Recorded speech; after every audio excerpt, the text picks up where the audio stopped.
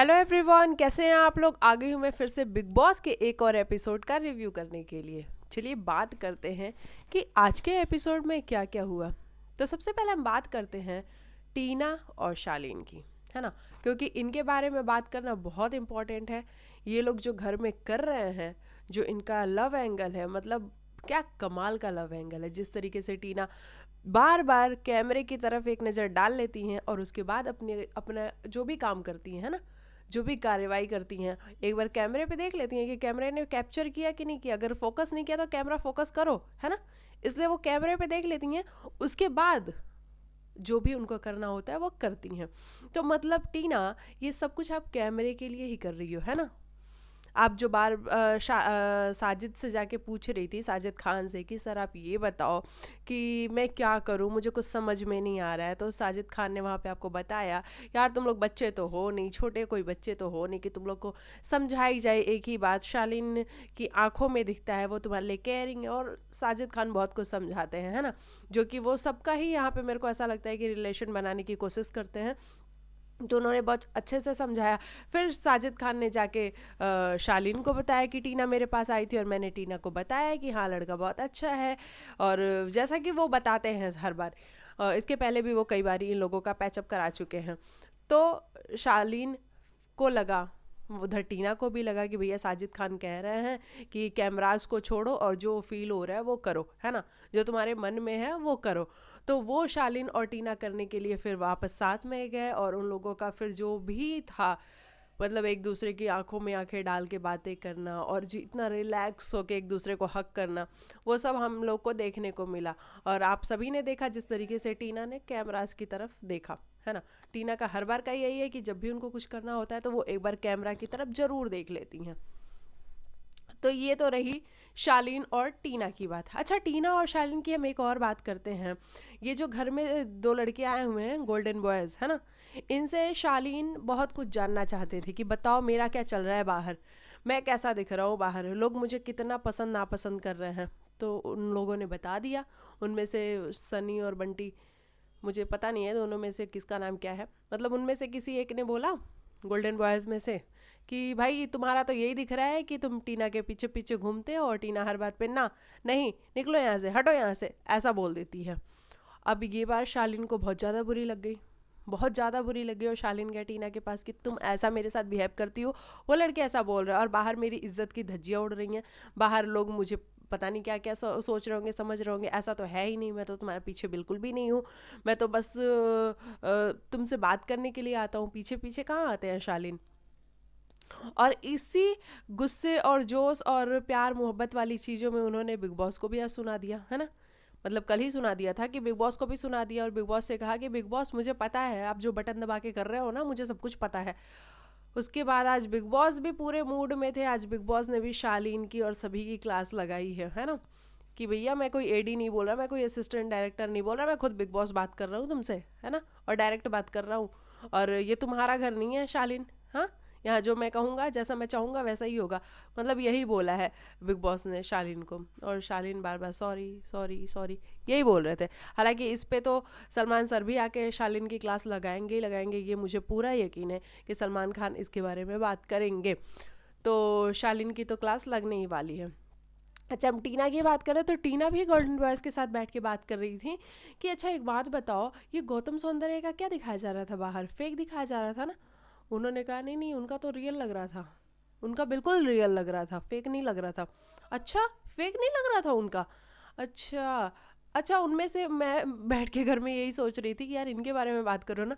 तो उनमें से एक ने बोला, जो थोड़ा सा दुबला पतला सा है, उसने बोला, सनी नाम है उसका, बंटी नाम है, मतलब जो भी नाम है, उनमें से एक ने बोला, अच्छा आपका दिख रहा है ना बाहर कि आप शालीन को भाव नहीं देते हो, और शालीन आपके पीछे पीछे आता है, जब भी वो आपके पीछे पीछे आता है आप उसको भगा देते हो, आप उसको हटो निकलो यहाँ से, नहीं बात करनी, ऐसे बोल देते हो। तो तो टीना को समझ में आया कि अच्छा ये तो मेरे बारे में भी गलत बोल रहा है। वहाँ से फिर टीना चुप हो गई, है ना, टीना बिल्कुल ही चुप हो गई कि नहीं नहीं अब तो मुझे बात ही नहीं करनी है।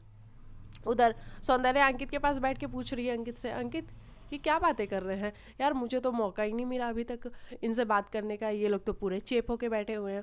तो अंकित पूरी स्टोरी बता रहा था कि ऐसे ऐसे ये बातें कर रहे हैं। अच्छा, अंकित के जो वन लाइनर होते हैं ना बड़े कमाल होते हैं। आज जिस तरीके से अंकित ने लास्ट में बोला, जब वो नंबर्स वाला हो रहा था टास्क, क्या बोल रहे थे उसको, याद नहीं आ रहा, जो नंबर्स वाला टास्क हो रहा था योगदान वाला, उसमें अंकित ने क्या बोला, तुम लोग देख लो इतना कुछ करके यहाँ पे पहुंचे हो और मैं 9 हफ्ते में सिर्फ एक ही बार नॉमिनेट हुआ हूँ। हालांकि साजिद खान ने वहाँ पे कहा कि भैया 2 बार तो मैंने ही बचाया है। लेकिन हाँ, अंकित के वन लाइनर्स बड़े कमाल होते हैं, आप इसको डिनाई नहीं कर सकते हो। चलो, ये सब कुछ तो रहा, मतलब ये सारी बातें। और अर्चना का तो अपना एक अलग ही चल रहा है। वो कह रही है मेरी तो मैं चल रही हूँ, मुझे पता है, इन लोगों का बताओ तुम। मुझे पता है, मैं तो बाहर खूब चल रही हूँ, मैं तो ट्रेंडिंग में चल रही हूँ। मतलब अर्चना को सब कुछ पहले से ही पता है कि वो ट्रेंडिंग में चल रही है। कह रही इन लोगों का बताओ, मुझे तो पता है कि मैं तो खूब चल रही हूँ बाहर।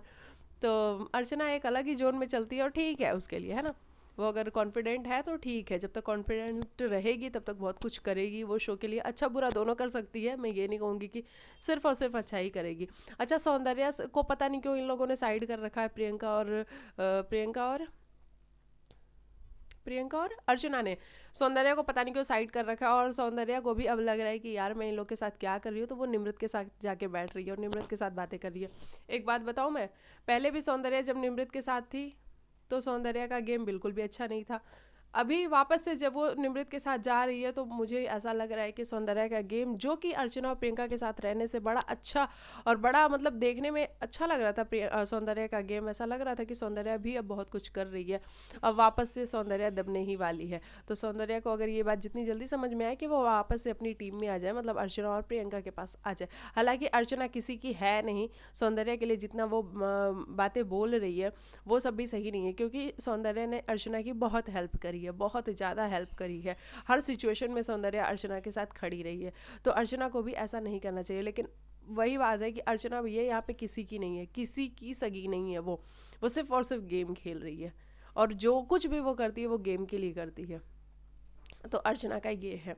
अच्छा, अब हम बात कर लेते हैं कि निमृत को तो कैप्टन बना ही दिया गया है ना, बिना हाथ पैर डुलाए बिना कुछ किए निमृत कैप्टन बन चुकी हैं। और अब निमृत को ये भी टास्क मिल गया कि भैया चलो अब रैंकिंग करो इन लोगों की।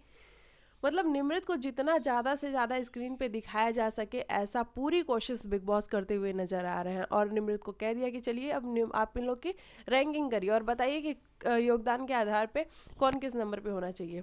और जैसे ही निमृत रैंकिंग करने के लिए अपनी स्टार्टिंग करती हैं, वैसे कि सारे के सारे निमृत पे चढ़ने लग जाते हैं। उधर से शालीन, टीना, अर्चना।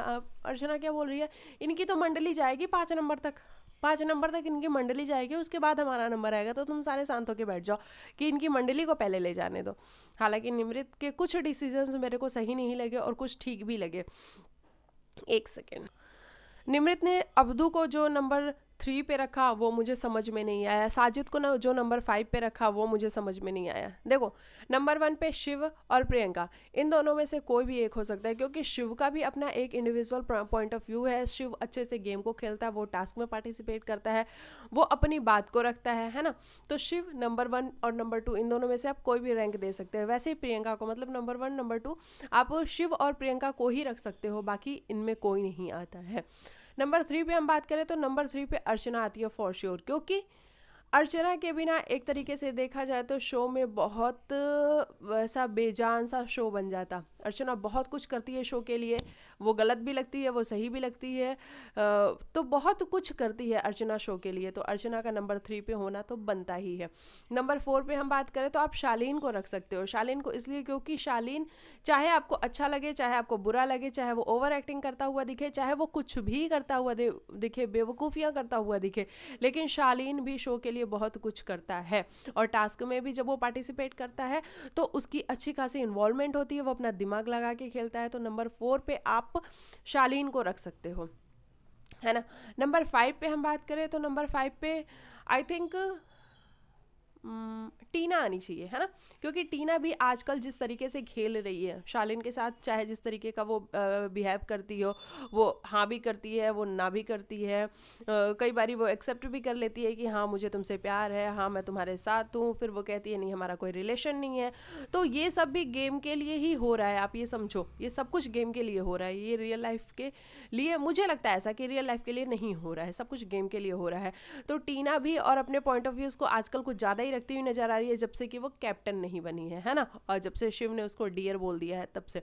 तो टीना का भी एक अपना रोल है और टीना का एक अपना एटीट्यूड है, एक ऑरा है जो टीना लेके आती है, वो नेगेटिव पॉजिटिव आपको कुछ भी लग सकती है ना। तो नंबर 5 पे मुझे टीना लगती है। नंबर 6 पे मैं बात करूँ तो नंबर 6 पे मुझे सौंदर्या लगती है, क्योंकि सौंदर्या भी बहुत कुछ शो के लिए करती है, बहुत कुछ करती है शो के लिए सौंदर्या, है ना। जब भी किसी को ज़रूरत होती है सौंदर्या जाके उसके साथ खड़ी होती है। पहले वो गौतम के लिए खड़ी होती थी, हर वक्त वो गौतम को सपोर्ट करना चाहती थी और करती भी थी। और उसके बाद से गौतम के जाने के बाद से उसका गेम काफ़ी अच्छा हुआ, वो अर्चना एंड टीम के साथ आई और अर्चना को भी उसने बहुत ज़्यादा सपोर्ट किया है। तो नंबर 6 पे मैं अर्चना को रखना, सौंदर्या को रखना चाहती हूँ। नंबर 7 पे अगर बात की जाए तो आप वहाँ पे अब्दू को रख सकते हो, है ना, क्योंकि अब्दू क्यूटनेस लेके आता है शो में।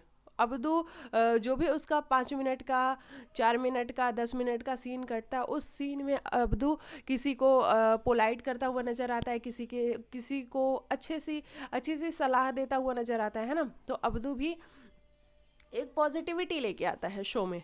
तो अब्दू को आप नंबर 7 पे रख सकते हो। नंबर 8 पे मैं बात करूँ तो साजिद खान को रख सकते हो, है ना, क्योंकि साजिद खान भी अपना इन्वॉल्वमेंट दिखाते हैं। हालांकि वो किसी टास्क में नहीं दिखाते हैं, लेकिन हाँ जिस तरीके से पिछली बार स्टैन को कुछ समझ में नहीं आ रहा था कि वो हाँ बोले ना बोले क्या बोले, तो साजिद उसको बार बार बोल रहे थे कि यार मना कर देना उनको कि तेरा जो डिसीजन है तू बता दे। तो साजिद भी बहुत कुछ करते हुए नजर आते हैं, वो लोगों को समझा रहे होते हैं, लोग जब गलतियां करते हैं तो उनको बता रहे होते हैं, सुम्बुल को बार बार वो नीचा भी दिखाने की कोशिश कर रहे होते हैं। तो साजिद भी बहुत कुछ करते हुए नजर आते हैं। तो नंबर 8 पे आप साजिद को रख सकते हो। नंबर 9 पे आप अंकित को रख सकते हो, आई थिंक, है ना। नंबर 9 पे आप अंकित को रख सकते हो, क्योंकि अंकित नहीं बोलता है, कुछ भी नहीं बोलता है, लेकिन जब भी बोलता है उसके जो वन लाइनर्स होते हैं वो कमाल होते हैं। जिस तरीके से कल उसने शालीन को बोला ये तू बॉयफ्रेंड की क्वालिटीज़ गिना रहा है स्पॉट दादा की, है ना। तो अंकित के वन लाइनर बड़े कमाल होते हैं। तो आप नंबर 9 पे अंकित को रख सकते हो। इससे ज़्यादा अंकित कुछ करता हुआ नज़र नहीं आता है ना। अगर अंकित करे, अगर वो थोड़ा सा और बोलेगा तो ज़्यादा मजा आएगा अंकित को देखने में। हालांकि अंकित इंसान बहुत अच्छा है ना। उसके बाद मैं नंबर 10 पे बात करूं तो आप स्टैन और सुम्बुल में से किसी को रख सकते हो, और नंबर 11 पे, क्योंकि इन दोनों का योगदान मुझे नहीं समझ में आता है। स्टैन का बिल्कुल भी समझ में नहीं आता है। स्टैन हालांकि खुद भी कहता है कि भैया मैं ऐसा ही इंसान हूँ, मैं इस शो के लिए बना ही नहीं हूँ, क्योंकि जब वो गोल्डन बॉयज़ आए थे तो वो उनके साथ बैठ के बता रहा था कि मुझे तो इस घर का कुछ समझ में ही नहीं आता, ये आटे पे लड़ते हैं, ये दाल पे लड़ते हैं, इनका कोई पॉइंट ऑफ व्यू नहीं है, तुम बाहर की बातें नहीं कर सकते। तो जब तुम कुछ भी नहीं कर सकते और जो ये करते हैं ये मैं कर नहीं सकता, तो मुझे ऐसा लगता है कि मैं खुद इस शो के लिए नहीं बना हूँ। तो स्टैन नहीं कुछ करता है, वो अपने कोई भी पॉइंट ऑफ व्यूज़ को नहीं देता है। जिस तरीके से आज निमृत ने भी उसको नंबर 8 या नंबर 9 पे रखा तो उसने कुछ भी नहीं कहा। अगर वो चाहता तो वहाँ बोल सकता था कि भैया तुम मेरे को इतना पीछे क्यों रख रही हो, लेकिन उसने कुछ भी नहीं बोला। तो शायद वो खुद भी मानता है कि वो इसके लायक है, मतलब वो नहीं खेल रहा है गेम। और सुम्बुल का कोई अपना ओपिनियन नहीं होता है। सुम्बुल पहले शालीन और टीना के साथ रहती थी तो वो नेगेटिव दिखती थी, और अब जब वो साजिद के साथ है और शिव के साथ है तो यहाँ पे शिव तो सुम्बुल को कुछ भी नहीं कहता है, शिव बल्कि प्यार से ट्रीट करता है। लेकिन साजिद खान हर बार उसको मुझे ऐसा लगता है कि कुछ भी बोल देते हैं। जिस तरीके से वो कल बात कर रहे थे निमृत के सामने कि निमृत यहाँ पे बहुत इंटेलिजेंट है, तुम निमृत किससे बात कर सकती हो अगर तुम्हें कोई नहीं मिल रहा है बात करने के लिए। तो मुझे ऐसा लगता है कि सुम्बुल को ये सब बातें नहीं सुननी चाहिए और सुम्बुल को अपना ओपिनियन रखना चाहिए, लेकिन सुम्बुल चुपचाप सुन लेती है। शायद वो बड़ों की बहुत ज़्यादा रेस्पेक्ट करती है इसलिए सुन लेती है। तो मैं नंबर 11 पे सुम्बुल को रखना चाहती हूँ। और लेकिन इन लोगों को ये नहीं पता था, मतलब निमृत को शायद ये नहीं पता था और बाकी के लोगों को भी, कि ये जो नंबर वाइज हो रहा है, क्या कहते हैं, योगदान के हिसाब से जो नंबरिंग लग रही है, इसका फूड से कोई लेना देना है। तो बिग बॉस ने फिर इसको फूड से जोड़ दिया और उन्होंने कहा भैया जो अपनी बास्केट भी तुम्हारी फूड के बास्केट भी तुम्हारी नंबर्स के हिसाब से होगी, यानी कि नंबर 1 की बास्केट सबसे बड़ी होगी और नंबर 11 की बास्केट सबसे छोटी होगी। तो हमने देखा शिव की बास्केट सबसे बड़ी थी, और देखो शिव की बास्केट जितनी बड़ी थी शिव पूरा भर के भी लेके आया था। तो मतलब शिव ने बहुत सारा सामान लिया था आज, क्योंकि हमने देखा कि 7-8 के बाद से तो उसमें कुछ था भी नहीं स्टोर रूम में, वहाँ तो कुछ भी नहीं था।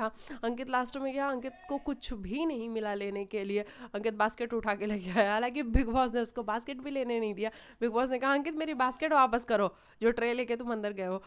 तो ऐसा कुछ था। अर्चना की हम बात करेंगे तो अर्चना भी बहुत सारा सामान लेके आई थी और उसने जो अच्छी अच्छी चीज़ें थी, मतलब दाल चावल दूध वगैरह, वो सब अंदर डाल दिए थे और उसके ऊपर से वेजिटेबल्स भर दिए थे।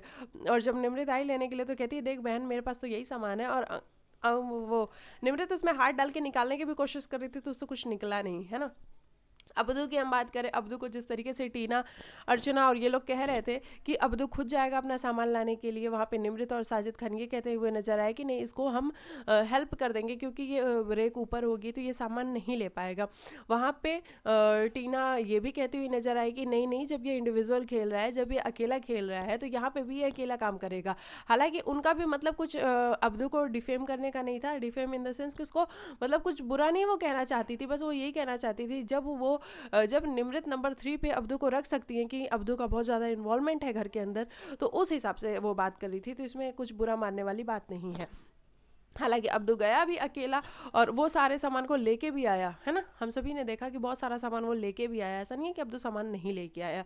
और अब्दू भी एक्टिव है, अब्दू का पूरा दिमाग है। अब्दू जिस तरीके से वो शिव सनी या बंटी किसी से बात कर रहा था, मुझे नाम नहीं पता यार किसका नाम कौन सा है, तो उनमें से किसी एक से भाई से जब वो वॉक करते हुए बात कर रहा था कि ये इन लोगों की क्वालिटी है कि ये लोग एक दिन पहले एक दूसरे को गालियाँ देते हैं, माँ की गाली और न जाने कौन कौन सी गालियाँ देते हैं, बहुत कुछ भला बुरा कहते हैं, और फिर ये दूसरे ही दिन बात करने लग जाते हैं, फ्रेंड्स बन जाते हैं। मतलब इनका हार्ट कैसे बोलता है कि तुम कल किसी को गालियाँ दो और आज जाके तुम उसके फ्रेंड बन जाओ। तो अब्दू की ये बातें मुझे भी बहुत समझ में आती हैं, बहुत हद तक मुझे समझ में आती हैं कि वाकई में तुम कैसे कल किसी को गाली दे सकते हो और आज जाके तुम उसके फ्रेंड बन सकते हो, है ना। तो लेकिन ये घर ही शायद ऐसा है कि यहाँ ये सब कुछ करना पड़ता है, तो यहाँ के लोग वैसे इस हिसाब से करते हैं। निमृत की हम बात करें तो निमृत का मुझे कोई बहुत खास योगदान घर के अंदर दिखता नहीं है। वो शिव की गैंग में रहती हैं और उनको चला चला के कैप्टनसी भी दी जाती है, जिस तरीके से पहले भी उनको चला के कैप्टनसी दी गई और पहले वो कैप्टन बनी दो बार, उसके बाद से इस बार भी शिव कुर्बानी दे के चला आया और उस बार शिव ने उनको कैप्टन बना दिया। और बिग बॉस ने खुद ये उनको कहा कि चलो भैया अब तुम योगदान वाला काम करो, और जब योगदान वाला काम करो तो वहाँ पे ये सारे लोग चढ़ने लगे उनके ऊपर, जहाँ की शिव भी सपोर्ट में आया। तो मुझे ऐसा लगता है कि निमृत को बस यही है ना कि अगर आप चला के कोई काम दोगे तो निमृत उसको कर लेंगी, अगर आप नहीं कोई काम दोगे, नहीं कुछ कहोगे, तो निमृत का कोई अपना ओपिनियन नहीं है, कुछ भी नहीं है। तो मुझे ऐसा लगता है निमृत के लिए। तो ये सब कुछ हो रहा है बिग बॉस के घर में। आप मुझे बताना है कि आपको निमृत कितनी अच्छी कैप्टन, और क्या लगता है आपको कि निमृत को जो कैप्टनसी मिली है वो सही में अच्छी है, और आपको कौन पसंद आया आज के दिन? शिव पसंद आया, प्रियंका, अर्चना, टीना, शालीन, कौन पसंद आया आपको? तो ये सब आप मुझे कमेंट करके बता सकते हो, और मेरे चैनल पे आए तो लाइक से सब्सक्राइब करके जाना, और मिलती हूँ मैं आप लोग को फिर नेक्स्ट वीडियो में। तब तक के लिए बाय बाय, टेक केयर, अपना ख्याल रखिएगा और बाय।